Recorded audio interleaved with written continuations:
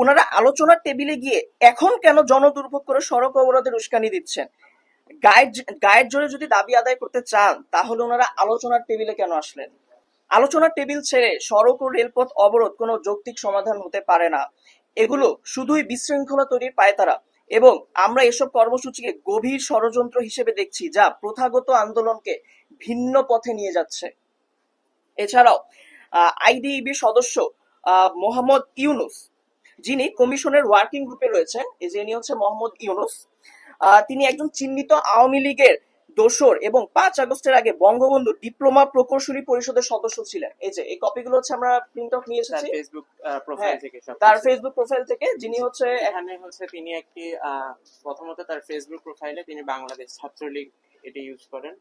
দ্বিতীয়ত আমরা একটা জিনিস দেখাতে চাই যে তিনি 5 আগস্টের আগে কি লিখেছেন তার ফেসবুক প্রোফাইলে একটি কমেন্টে, ছাত্রলীগ একটি আদর্শের নাম যে সংগঠনটি মুক্তিযুদ্ধের চেতনা লালন করে দেশ মাতৃকার সেবায় সদা জাগ্রত, এবং সেখানে তিনি এই কথাটিও বলেছেন কুপ্রীতি ব্যক্তি করেছে সংগঠন নয়। আপনারা জানেন আবরার ফাহাদ আমাদের যিনি বড় ভাই শহীদ হয়েছেন ছাত্রলীগের নির্মমভাবে, ছাত্রলীগরা তাকে মৃত্যুর দিকে ঠেলে দিয়েছে, তাকে হত্যা করেছে, এবং সেই ছাত্রলীগেরই একজন, সেই ছাত্রলীগ এবং আওয়ামী লীগের দোসর এই যে মোহাম্মদ ইউনুস, যিনি কিনা ওয়ার্কিং কমিটিতে ডিপ্লোমাদেরই নিয়োজিত, মানে ডিপ্লোমারাই তাকে হচ্ছে নিয়োজিত করেছেন ওয়ার্কিং কমিটিতে তাদের প্রতিনিধি হিসেবে। তিনি একজন ছাত্রলীগের সরাসরি দোসর এবং আওয়ামী লীগের সরাসরি দোসর।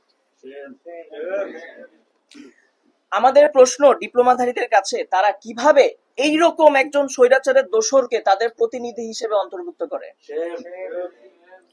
এই সবকিছু মিলিয়ে আলোচনার টেবিল ছেড়ে যারা সড়ক অবরোধ করে দেশের নৈরাজ্য তৈরির উস্কানি দিচ্ছে তাদের আসল উদ্দেশ্য ও এজেন্ডা কি সেগুলো খতিয়ে দেখা দরকার, এবং সবাইকে এই বিষয়ে সজাগ দৃষ্টি রাখার আহ্বান জানানো হচ্ছে।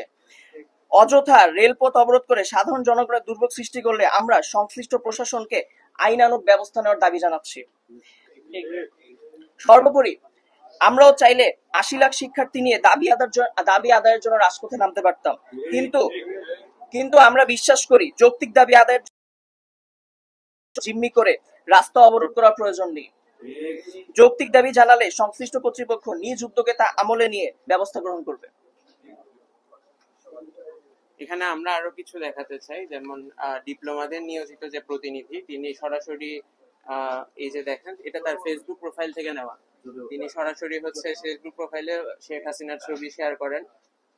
তিনি হচ্ছে যে বঙ্গবন্ধু ডিপ্লোমা প্রকৌশলী পরিষদের একজন, তিনি সরাসরি একজন দোসর স্বৈরাচারের, এবং তার সবগুলোই তার ফেসবুক প্রোফাইলে আপনারা খুঁজলেই দেখতে পারবেন।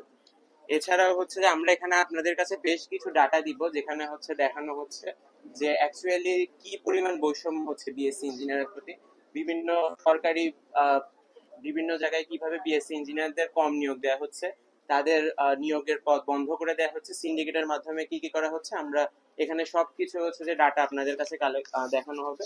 আমরা আলোচনা টেবিলে সরকারের কাছে এই সবকিছু উপস্থাপন করেছি, এবং আলোচনা টেবিলে যখন সুষ্ঠু সমাধানের পথে আমরা আশাবাদী, সেই মুহূর্তে হচ্ছে ডিপ্লোমারা রেলপথ ব্লকেট কর্মসূচি, রাস্তা ব্লকেট কর্মসূচি সহ এই ধরনের ধ্বংসাত্মক ও সহিংস কর্মসূচি দিয়ে তাদের দাবি আদায়ের জন্য তারা এই ধরনের পথ বেছে নিতে চাচ্ছে।